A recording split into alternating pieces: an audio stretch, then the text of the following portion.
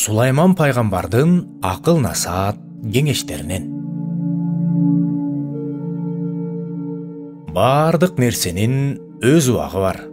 Асман астындагы ар бир нерсенин өз убагы бар. Төрөлө турган убак бар, өлө турган убак бар.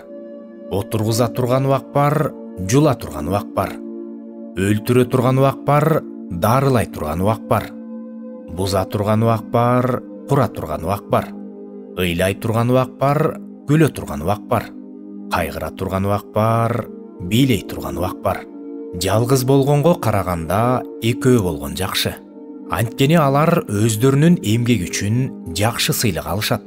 Анткени бирөө жыгылса, экинчиси тургузат. Бирок жыгылса тургузары жок жалгыз адамга кайгы. Эгерде экөө чогуу жатса, аларга жылуу болот. Ал эми жалгыз адам кантип жылыйт? Эгерде кимдир бирөө жалгыз адамды жеңе ала турган болсо, анда экөө ага каршы тура алат. 3 катталган жип да оңой менен үзүлбөйт. Адамга өз өмүрүндө кубануудан жана жакшылык кылуудан артык эч нерсе жок экенин түшүндүм. Эгерде адам ичип жеп, ар бир ишинин үзүрүн көрүп жатса, анда бул Кудайдын белеги. Оор казган адам ооруна өзү түшөт. Дубалды ураткан адамды жылаан чагат. Адамдын шамаалды кармап калыш үчүн шамаалдын үстүнөн бийлиги жок. Анын өлүм келген күндүн үстүнөн бийлиги жок. Согуш учурунда бошонуу жок.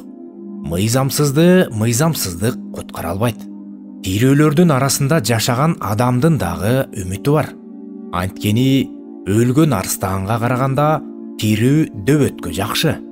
Ошентип мен караңгылыктын жанында жарык кандай артыкчылыкка ээ болсо, акылсыздыктын жанында акылмандык ошондой артыкчылыкка ээ экенин көрдүм. Акылмандын көзү өз башында. Ал эми акылсыз караңгылыкта жүрөт. Бирок баарынын башына бир эле нерсе түшөрүн билдим.